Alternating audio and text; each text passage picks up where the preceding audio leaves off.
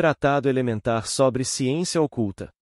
E todo mundo tem que entender e explicar as teorias e símbolos usados pelos antigos, pelos alquimistas, os maçons, etc. Papus. Prefácio. Quantas reputações literárias são feitas no parecer pessoas que não conhecem uma linha daqueles que fala.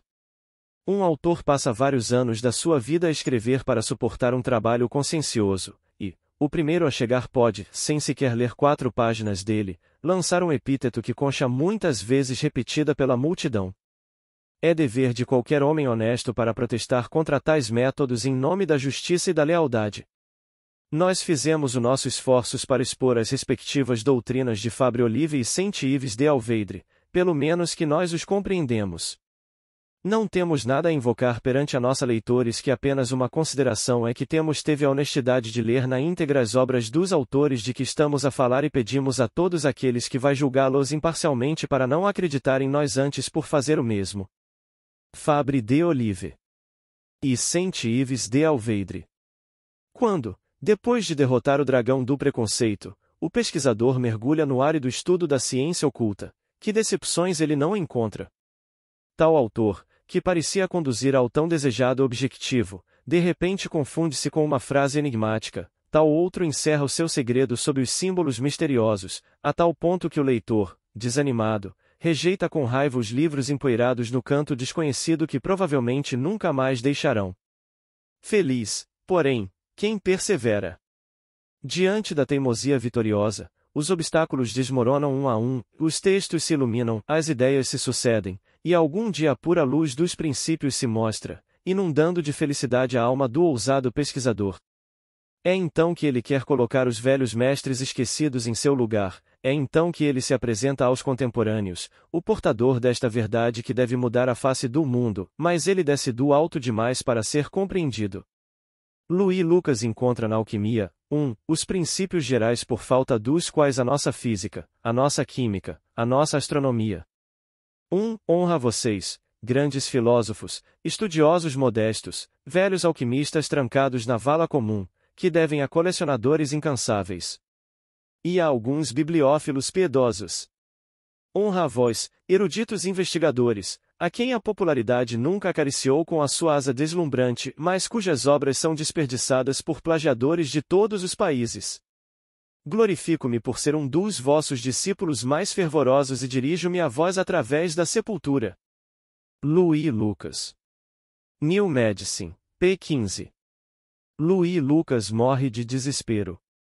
Nenhum cientista menciona suas experiências atualmente esquecidas, seu próprio nome não é encontrado em nenhuma biografia. Os discípulos da ciência oculta saberão recordá-la. H2N2 Vronsky penetra com toda a força do seu gênio no absoluto e reporta às academias a reforma da matemática. H2N2 Vronsky está a morrer de fome. Algumas linhas de biografia anunciam à posteridade que ele era indubitavelmente louco, pois suas obras são incompreensíveis. Incompreensível ou incompreendido? Vamos perguntar. Fabre de Olive quer perseguir os princípios mesmo no seu campo mais remoto, nada cansa a sua investigação, nem o número de textos, nem a sua obscuridade, nem as várias línguas que os compõem, ele aprende tudo, e Fabre de Olive morre na indigência, quase na miséria, e, como ele moveu um pouco as mentes superiores do seu tempo, não podemos manter o seu nome em silêncio. E vingamo-nos sujando a memória de um dos maiores estudiosos do século XIX. Ouvir e julgar. Fabre de Olive, escritor medíocre, da mesma família de Jean Fabre, de Nimes, nascido no Ganges, H3 Rault, em 1767, falecido em Paris em 1825, deu algumas novelas e algumas poesias. Mas ele é mais notável pela virada mística de sua mente. Ele alegou ter descoberto a chave dos hieróglifos, ter encontrado o verdadeiro significado da língua hebraica, que, segundo ele, permaneceu ignorada até ele publicou para este propósito a Língua Hebraica Restaurada, 1816, e este trabalho sem sentido foi colocado no índice. Fabre de Olive alegou ter curado surdos mudos por um método secreto. Bowille T. Dicionário de História e Geografia, 12 edição. Investigadores, a carreira está aberta, este é o futuro que a sociedade nos reserva, sigam os vossos mestres se tiverem coragem. Depois de ter sido ridicularizado, desonrado e caluniado em todos os lugares, se você morrer de desespero como Lucas, de fome como Vronsky ou de nojo como De Olive, lembre-se daqueles que ressuscitam os esquecidos e deixam este mundo em paz, a verdade sobreviverá a você. É, portanto, um dever de justiça que viemos a cumprir, após o brilhante testemunho dado a este autor em La France Vraie, 2, tentando expor a obra de Fabre de Olive. Os fatos falarão por si mesmos em favor do mestre e nós. Pedimos antecipadamente ao leitor que excuse a fraqueza dos nossos meios, tendo em conta a grandeza do trabalho realizado. Mas a nossa tarefa não deve limitar-se a isso. Alguns críticos acusaram um autor contemporâneo, Sr. Saint-Yves de Alveidre, por plagiar Fabre de Olive. Devemos, portanto, expor também, na medida das nossas fraquezas, o trabalho deste autor, mostrar os pontos em que os trabalhos dos dois investigadores concordam, aqueles em que diferem, estudar os seus respectivos métodos e as conclusões a que ambos chegam. Com isso, sem querer ser nós mesmos um juiz, forneceremos a todos os meios para decidir a questão com pleno conhecimento de causa. Fabre de Olive chegou a Paris em 1780. De acordo com o desejo de seus pais, ele teve que se dedicar ao comércio de seda. Os comerciantes não viam frequentemente o seu nome nos seus grandes registros, porque o jovem logo se dedicou exclusivamente às letras e à música e até fez algumas óperas. Um grande desejo de conhecer o mundo, em seus momentos de meditação, ele sonha em empreender um trabalho colossal, sintetizar sob leis superiores o conjunto de fatos acumulados pela humanidade, encontrar a origem deles e seus destinos, em uma palavra, fazer o que ele chama em vários lugares de suas obras a história da Terra. Uma teimosia incansável levou-o à solução destes terríveis problemas. Durante 20 anos estudou na solidão, perdido entre os pequenos empregados de um ministério. Ele lê nos originais todos os autores da antiguidade, grego e latim. A partir daí, ele passa para o estudo do Egito. Em 1811, ele curou um surdo-mudo por um processo descoberto pela decifração de um texto de um templo dos faraós, e seu apostolado começou. Quais eram, então, os seus meios e com que métodos chegará a tais resultados? O farol que o guiou foi principalmente a linguística. Penetrando nas profundezas do gênio das línguas, encontrou a sua origem. Verificando os autores latinos pelos gregos e cada um deles por todos os outros, ele conseguiu construir um resumo sintético luminoso de suas doutrinas que condensou no nome do sábio mais venerado da Grécia. Os versos dourados de Pitágoras apareceram em 1813. Pitágoras foi o elo vivo que uniu a jovem civilização grega aos antigos egípcios, foi o elo entre o Oriente e o Ocidente. Os versos de ouro de Pitágoras contêm num único volume a mais forte soma de erudição que talvez o século X1X a tenha produzido. É por isso que as afirmações históricas de Fabre de Olive são quase inteiramente irrefutáveis, porque, antes de destruí-las, é necessário destruir toda a antiguidade. O nosso autor tinha se elevado no estudo destas origens, mas ainda não as possuía na sua totalidade. Um monumento estava diante de suas investigações, impenetrável. Foi a gênese do sacerdote egípcio apelidado de Moisés. Deve ter havido essa cosmogonia que os estudiosos do Egito ensinaram apenas nas profundezas de seus mistérios, havia trancadas as chaves que deveriam abrir a antiguidade e toda a sua síntese. Mas como ler essas páginas tão profundamente quando elas? Eles são ridículos graças a tradutores ignorantes? Sem o verdadeiro hebraico está perdido, disse Fabre de Olive a si mesmo. O que hoje chamamos de língua hebraica é apenas uma cópia pálida da linguagem dos mistérios, e vamos encontrar esta linguagem misteriosa e finalmente teremos a chave de todas as cosmogonias. Usando todos os recursos que pôde extrair do samaritano, do caldaico, do siríaco, do árabe, do grego e até do chinês, Fabre de Olive restaurou em 3 anos a linguagem dos mistérios. Ele havia estabelecido uma gramática tão admirável que se aplicava a quase todas as línguas maternas conhecidas, tão elevados eram os princípios que a constituíam. Foi graças a esta gramática que restaurou o hebraico e descobriu os 3 sentidos desta misteriosa linguagem constituída no corpo, na mente e na alma, como todas as criações do colégio dos filhos de Deus. Ele então traduziu os primeiros 10 capítulos do Gênesis de Moisés no segundo sentido, não querendo profanar os mistérios do mais alto, nem permanecer no esoterismo do sentido grosseiro. Ele apoiou a tradução de cada palavra de um longo comentário, provando a interpretação desta palavra por sua análise radical e seu confronto com a palavra análoga samaritano, caldaico, siríaco, árabe ou grego. Para derrubar um monumento tão solidamente construído como a língua hebraica restaurada, é preciso mais do que uma calúnia tola de misticismo, e o Papa que coloca tal trabalho no índice mostra uma ignorância que pode causar sua ruína. Artigos biográficos como o de M. Buile, citados acima, provam peremptoriamente a covardia dessas pessoas que nem sequer se preocupam em ler um autor antes de sujar sua memória. Mas passemos por cima destas pequenas misérias inerentes a qualquer apostolado e sigamos Fabre de Olive na sua obra. Possuidor de grande parte dos primeiros princípios do universo, graças à cosmogonia de Moisés, pôde finalmente realizar o seu sonho. Que método foi necessário seguir para expor em 2 volumes a evolução da raça humana?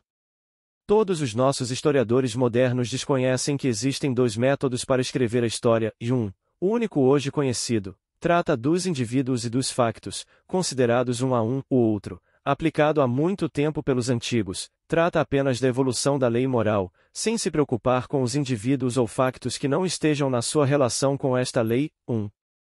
Este é o segundo método que Fabre de Olive seguiu e, em 6 anos, construiu a obra que resume todas as suas obras, a História Filosófica da Raça Humana publicada em 1822.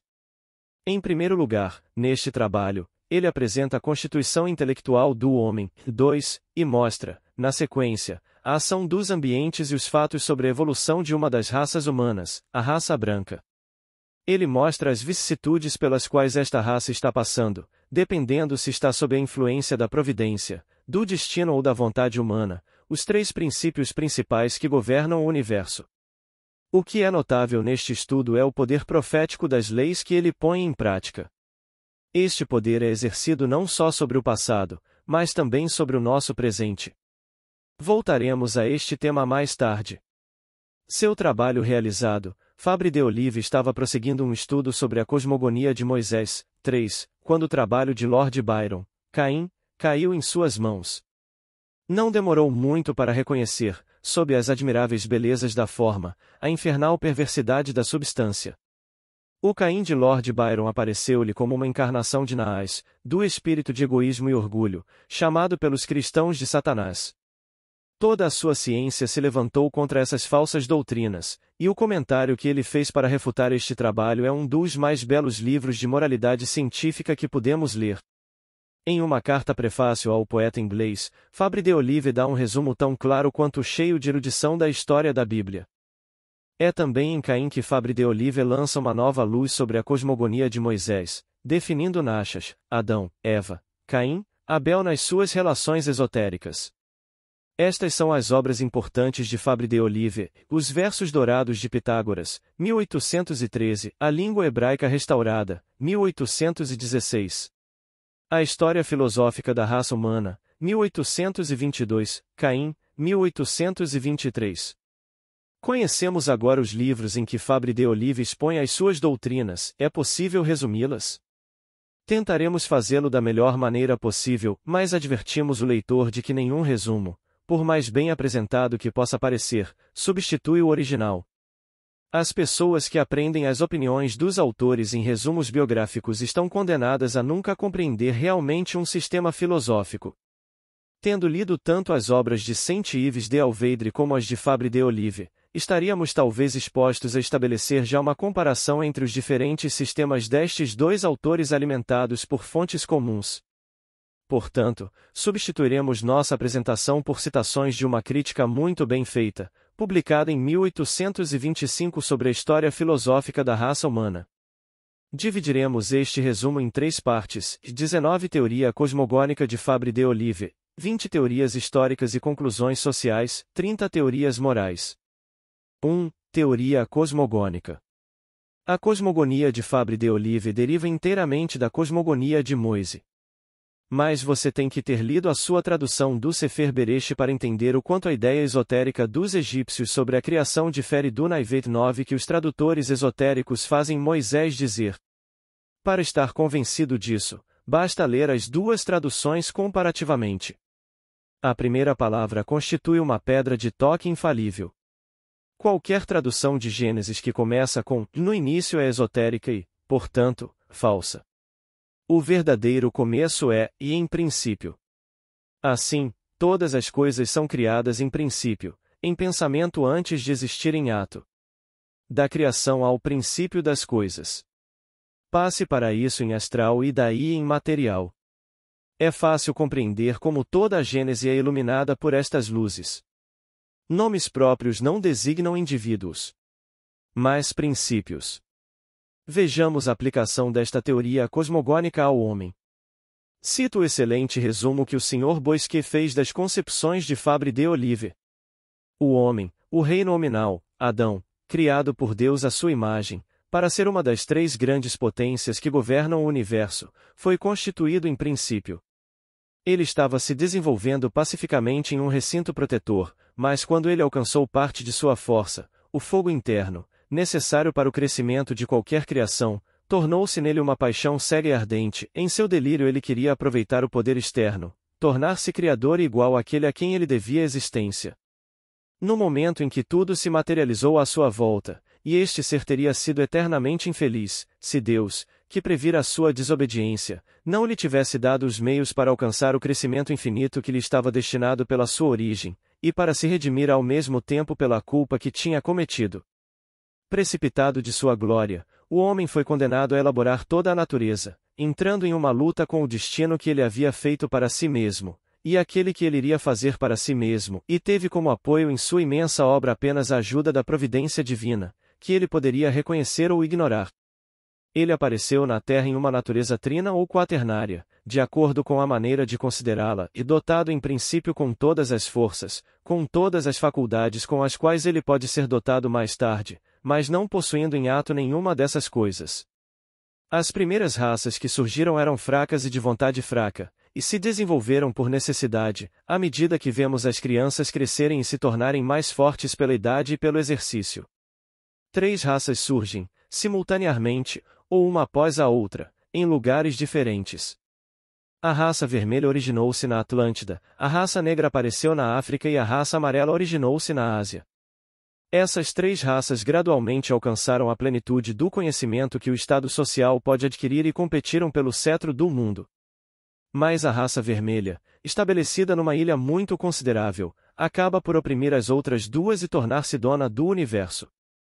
A perversidade dos Atlantes tornou-se tão grande que a providência os abandonou inteiramente. A ilha Atlântica foi afundada pelo dilúvio e as águas lavaram com extrema violência quase todos os continentes. Neste terrível esforço, as terras boreais emergiram do seio dos mares e foram o berço da raça branca. É ao desenvolvimento desta raça que o Sr. Fabre de Olive se associou principalmente. Alguns pontos de detalhe neste resumo são imprecisos, mas são tão poucos que eu não queria cortar nada para não ser uma das três grandes potências que governam o universo. Foi constituída em princípio. Ele estava se desenvolvendo pacificamente em um recinto protetor, mas quando ele alcançou parte de sua força, o fogo interno, necessário para o crescimento de qualquer criação, tornou-se nele uma paixão cega e ardente. Em seu delírio ele queria aproveitar o poder externo, tornar-se criador igual àquele a quem ele devia existência. No momento em que tudo se materializou à sua volta, e este ser teria sido eternamente infeliz, se Deus, que previra a sua desobediência, não lhe tivesse dado os meios para alcançar o crescimento infinito que lhe estava destinado pela sua origem, e para se redimir ao mesmo tempo pela culpa que tinha cometido. Precipitado de sua glória, o homem foi condenado a elaborar toda a natureza, entrando em uma luta com o destino que ele havia feito para si mesmo, e aquele que ele iria fazer para si mesmo, e teve como apoio em sua imensa obra apenas a ajuda da providência divina, que ele poderia reconhecer ou ignorar.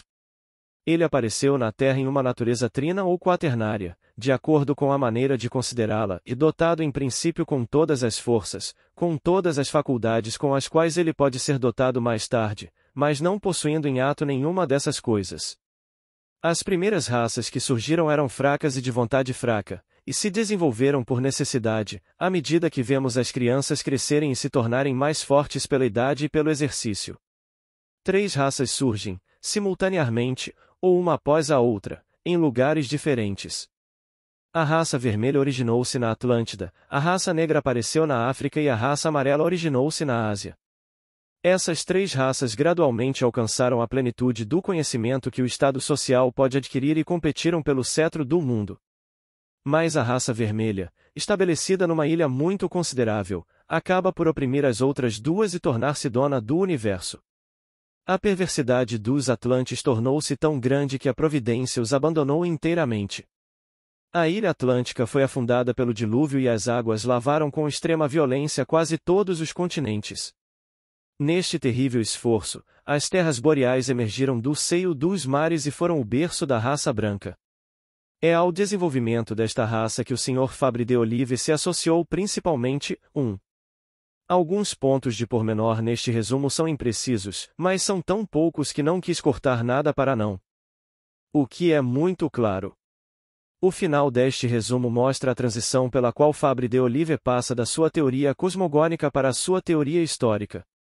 Algumas citações de Caim farão com que a cosmogonia de Fabre de Olive seja melhor compreendida, mostrando como ele concebe Adão e Eva, Caim e Abel. Escusado será dizer que o significado que Fabre de Olive dá a esses nomes é cientificamente e rigorosamente deduzido das raízes esotéricas da língua de Moisés.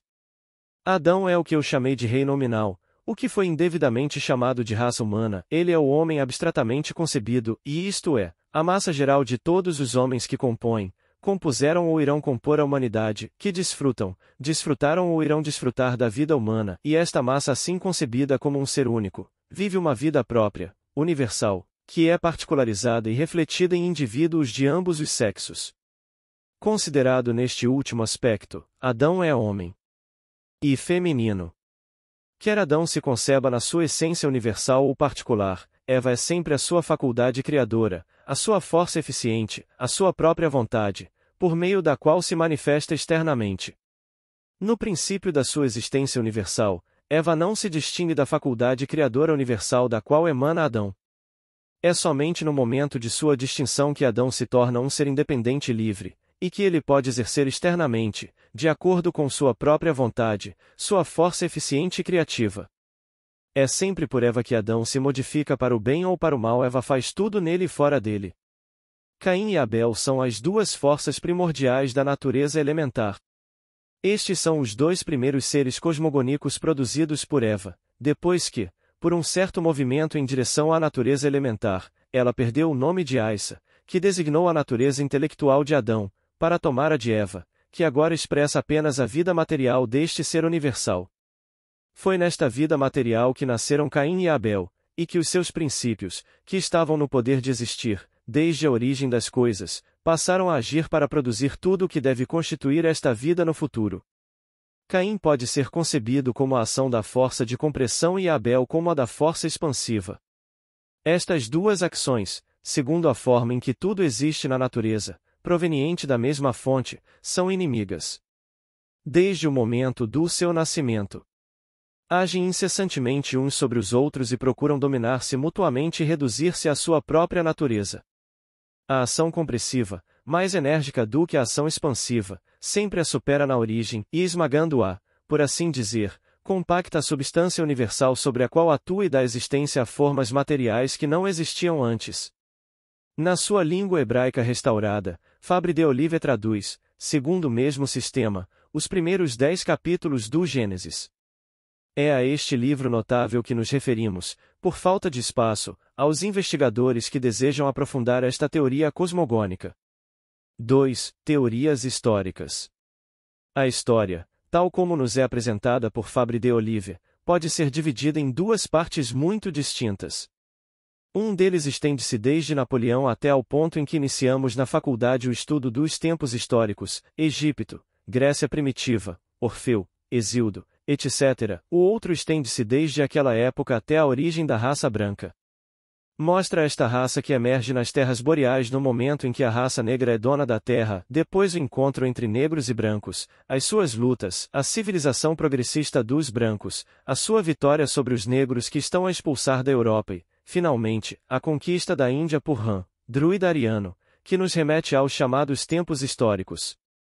Mas o ponto principal do estudo histórico de Fabre de Olive não é a sequência de factos, por mais engenhoso que possa parecer, mas sim a evolução dos três princípios fundamentais, e providência, vontade humana, destino, que dão a razão de tais factos.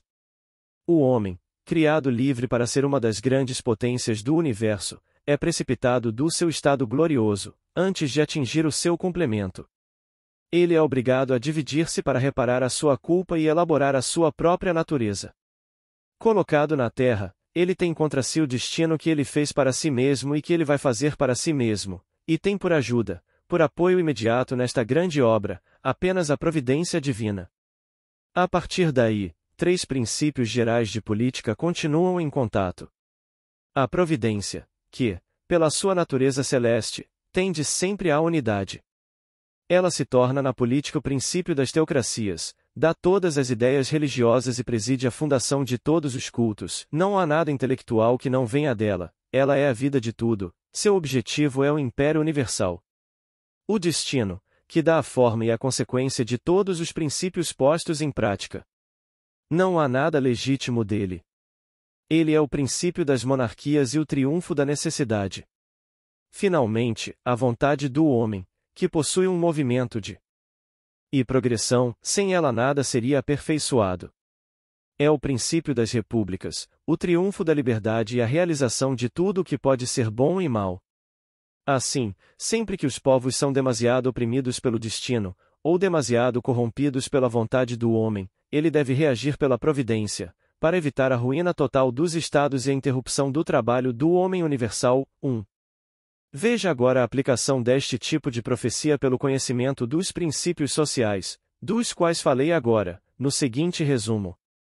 Sempre que os homens, levados pela ambição e ganância sem limites, conseguiram estabelecer um ponto central a partir do qual podem desenvolver as combinações desse binário fatal, apontado como a ruína de todos os estados pelos sábios da antiguidade, o mundo inteiro deve ficar perturbado em suas relações social.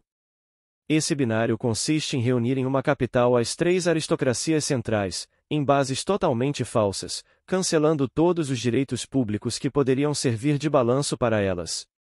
A aristocracia eclesiástica, depois de ter materializado as crenças religiosas, perde a sua consideração. Na primeira convulsão, a sua propriedade é retirada, expulsa, depois é recordada e paga para obrigar a agir de acordo com uma lei contrária à lei religiosa que a constituía. A aristocracia militar central, que só pode ter peso pela destruição dos direitos civis dos militares provinciais, é forçada a ligar-se aos financistas para atingir este objetivo. E assim que o toca, a primeira revolução arruína-o de cima para baixo. A sua riqueza e os seus direitos usurpados são-lhe tirados, e ela só pode substituí-los por honras efêmeras, favores de reis, esbanjamentos do tesouro público ou associações de surdos em assuntos de comércio detestável.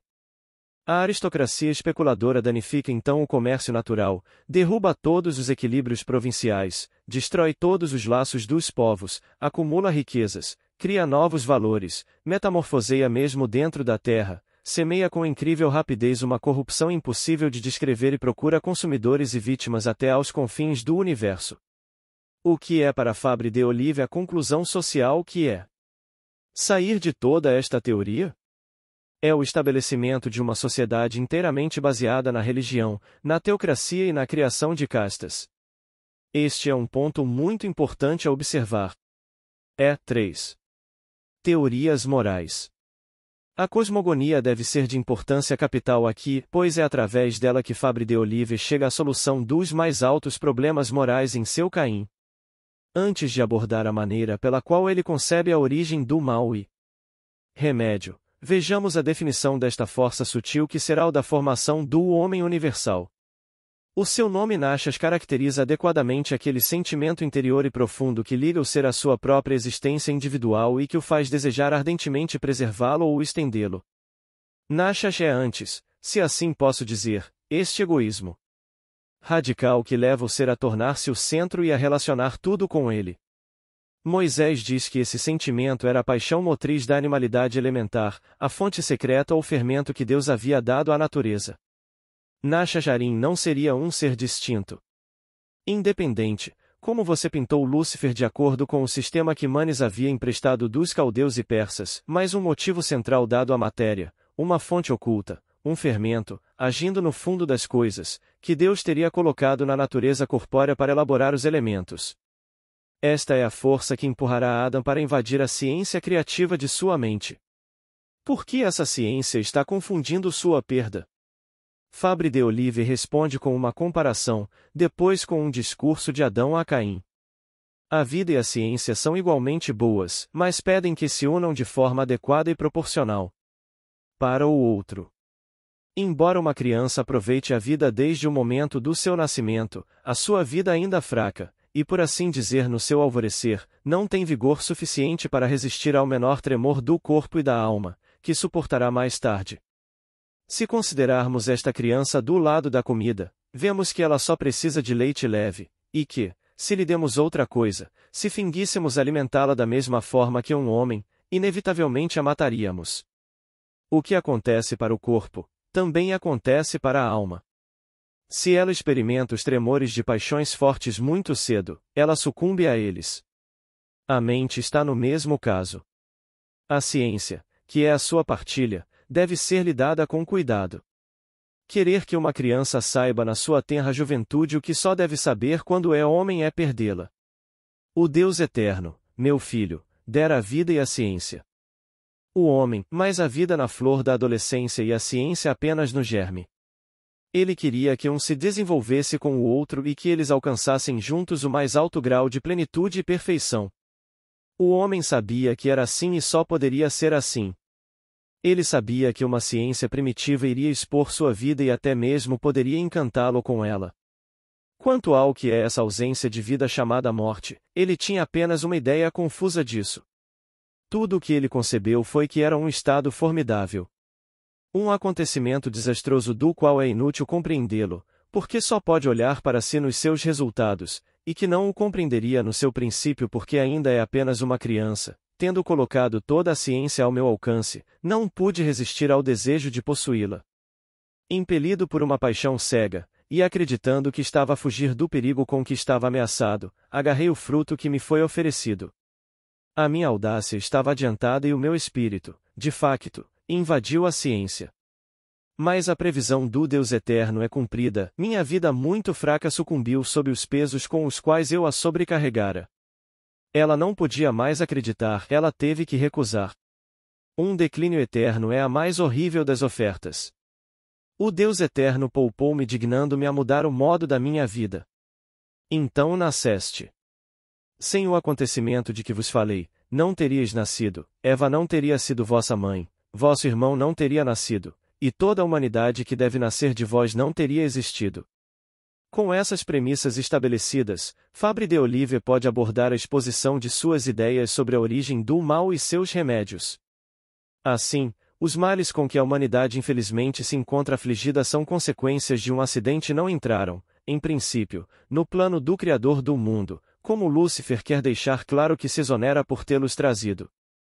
Esses males não são eternos, uma vez que estão confinados a um tempo limitado, diminuem gradualmente de intensidade à medida que a humanidade se expande, e no tempo e no espaço, e acabarão por desaparecer inteiramente fundindo-se com o que os agrimensores chamam de infinitamente pequeno, da mesma forma, para me usar como uma comparação sensível, que uma libra de sal, que salga fortemente um balde de água, salga muito pouco uma cisterna, quase um lago, e de modo algum um rio.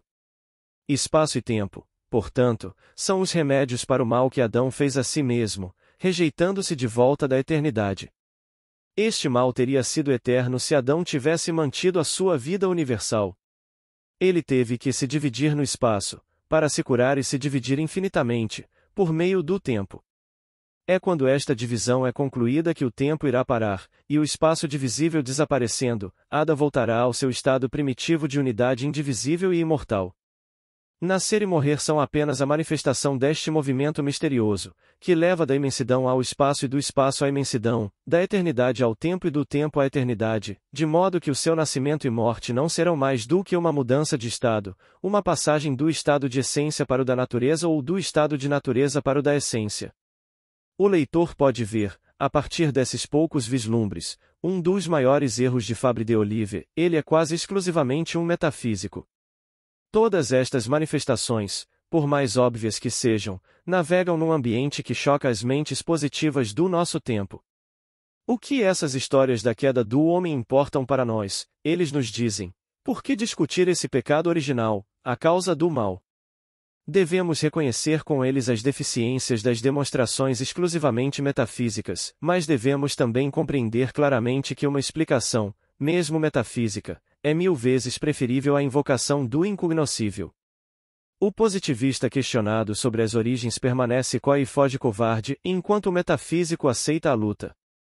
Se este último estiver enganado, pelo menos devemos honrar a coragem que demonstrou ao embarcar na luta. Reconheçamos-lhe, pois, o defeito capital de Fabre de Olive, que é ter se limitado demasiado ao campo da metafísica.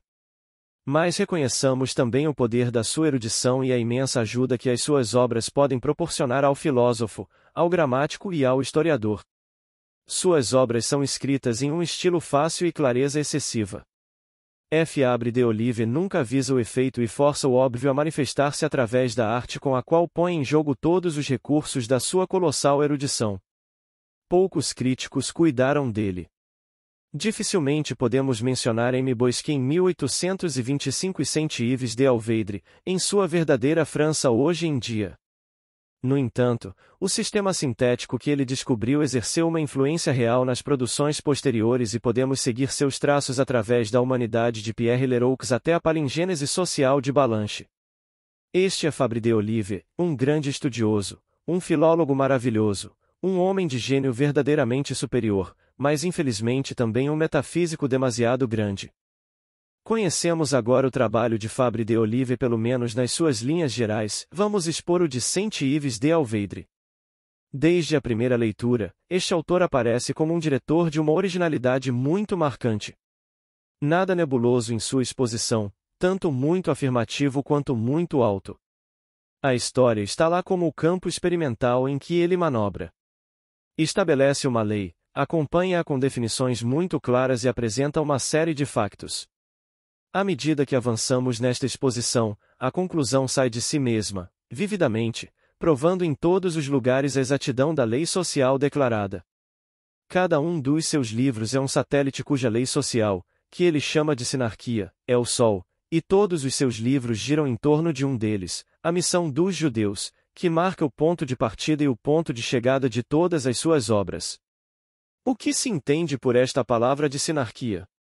A sinarquia indica um tipo de governo cientificamente preciso. Então, há governos baseados em princípios cientificamente determináveis e outros que não são? É a resposta a esta pergunta que Saint-Yves dedicou todas as suas obras. Vamos analisá-los rapidamente para deduzir o máximo possível as consequências.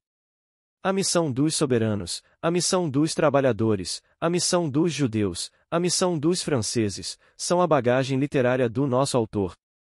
A missão dos soberanos surgiu em 1882. Neste trabalho, o autor estabelece, em primeiro lugar, de forma clara, os diferentes tipos de governo que podem ser aplicados a qualquer comunidade. Das definições que definem a república, a monarquia, a teocracia, o seu princípio, o seu fim, os seus meios, a sua condição radical, a sua garantia.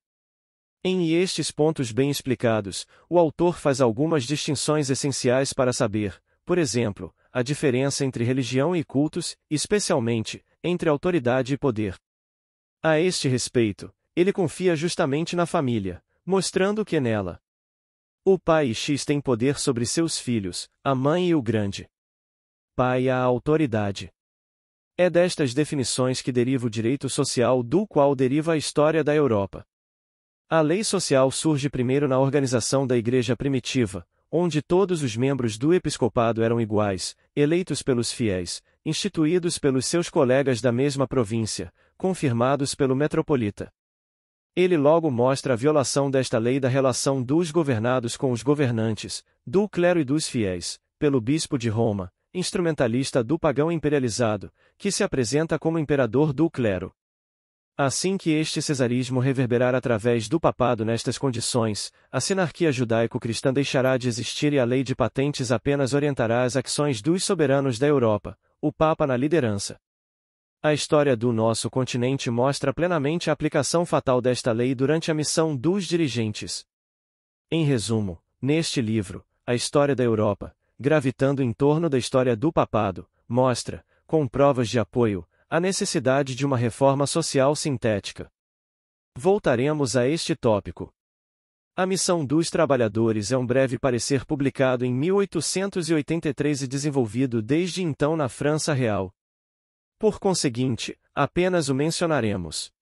A principal obra de Saint-Yves de Alveidre, sem dúvida, A Missão dos Judeus, uma verdadeira sinarquia da humanidade, publicada em 1884.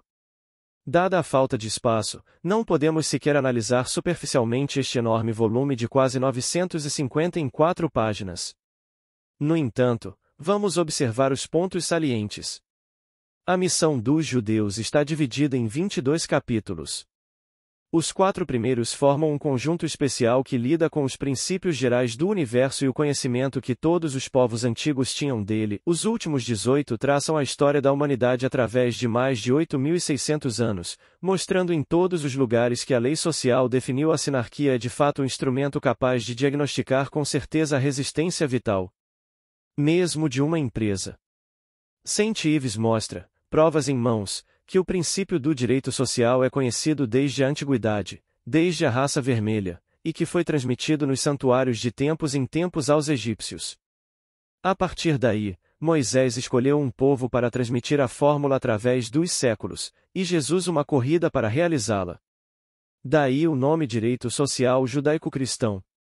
Finalmente, em 1887, a verdadeira França ou Missão dos Franceses foi publicada em que a história da França desde o século XIV mostra a evolução da sinarquia francesa, a única maneira de salvar o pátria da perda para a qual ela corre fatalmente. A missão dos judeus ou sinarquia da humanidade é o círculo do qual a missão dos soberanos ou sinarquia da Europa é o raio, e a verdadeira França ou sinarquia da França é o centro. Aqui está a análise, infelizmente demasiado abreviada, das obras de Saint-Yves de Alveidre. Vamos agora tentar explicar a conclusão. O que impressiona o investigador em primeiro lugar nestes trabalhos é a generalidade destes princípios que aqui se aplicam apenas ao social.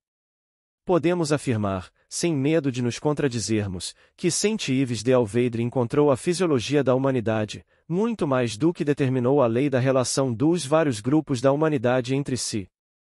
O que quer que ele diga, é o método da ciência oculta, a análise, que guiou as investigações deste autor em todos os lugares, e para prová-lo, exporemos sua ideia de sinarquia apenas pela fisiologia humana.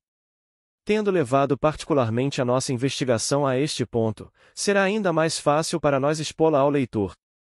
Tudo é análogo no universo. A lei que dirige uma célula do homem deve dirigir cientificamente este homem. A lei que dirige um homem deve dirigir cientificamente uma coletividade humana, uma nação, uma raça. Então, vamos estudar rapidamente a constituição fisiológica de um homem.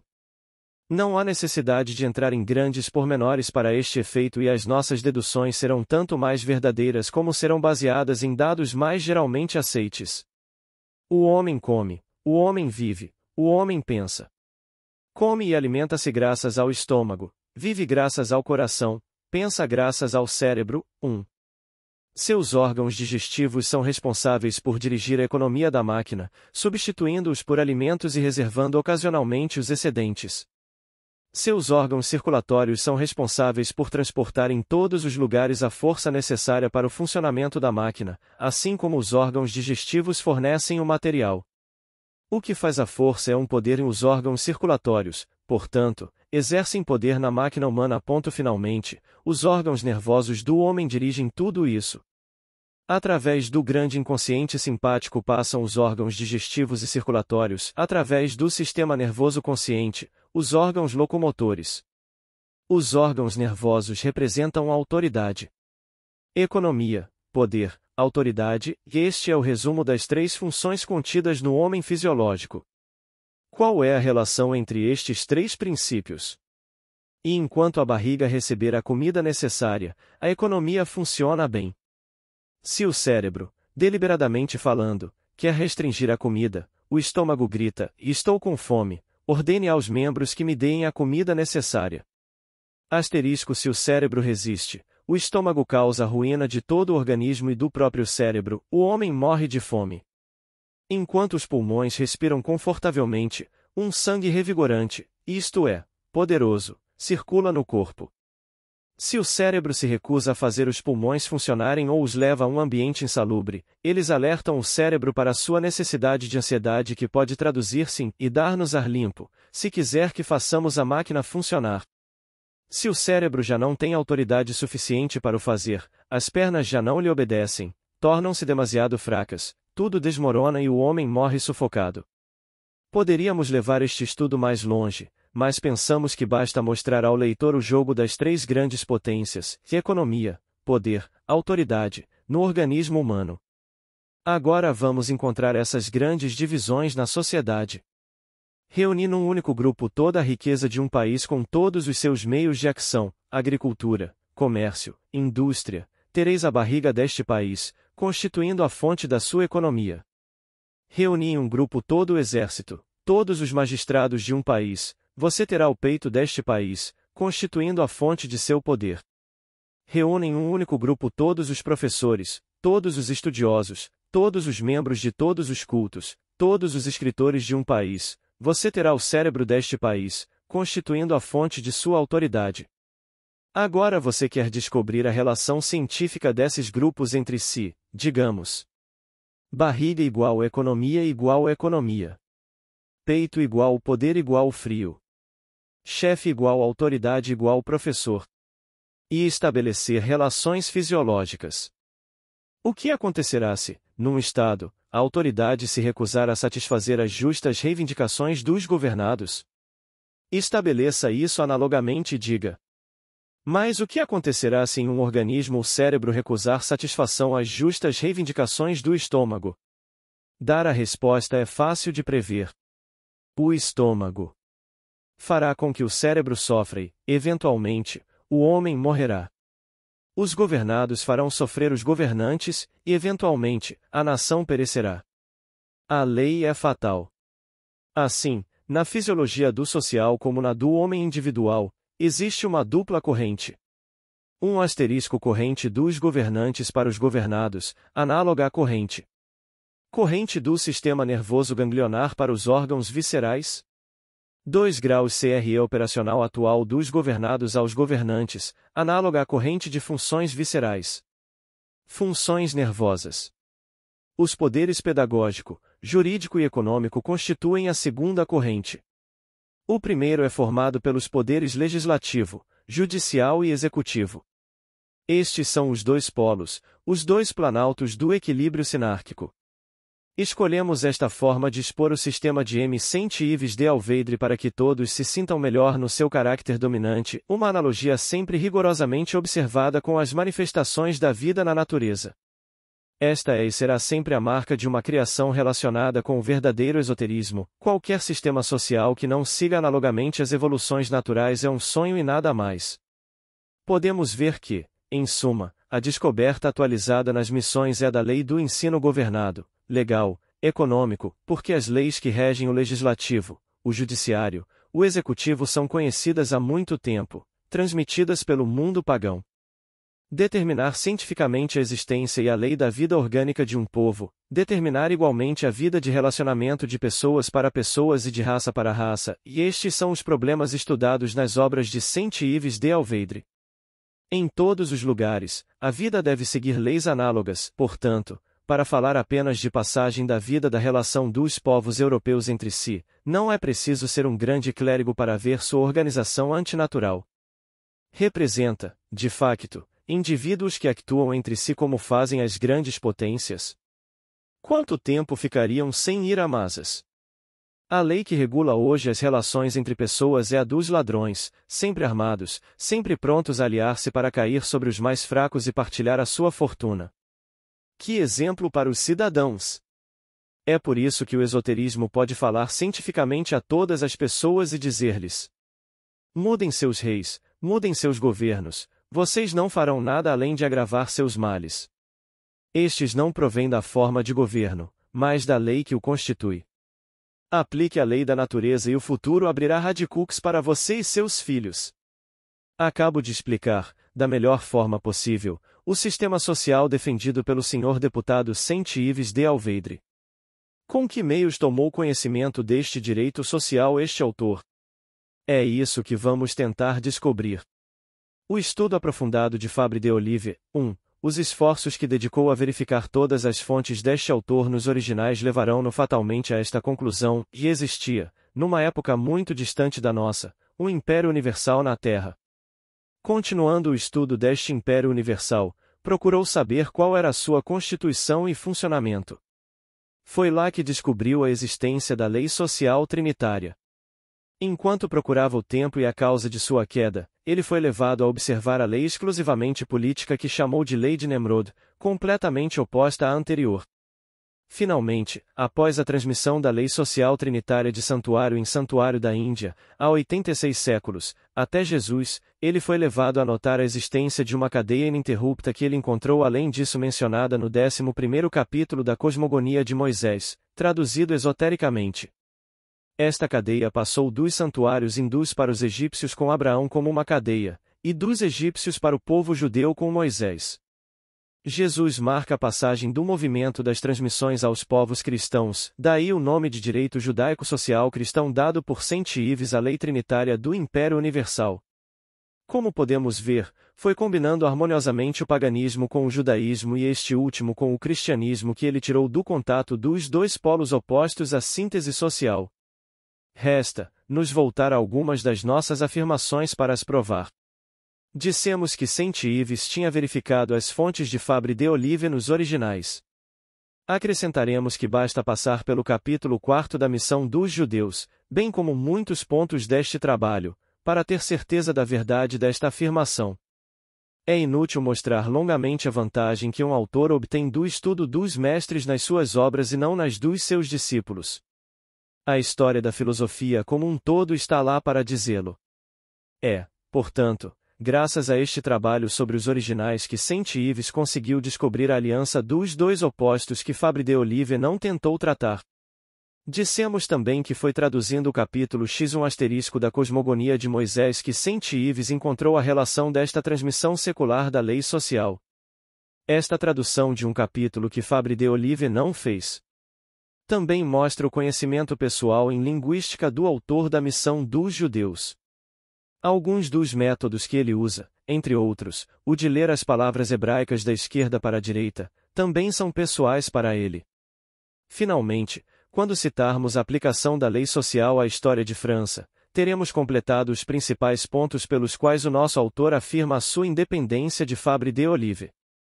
Como resumiremos agora a obra de Saint-Yves segundo as suas obras publicadas até hoje?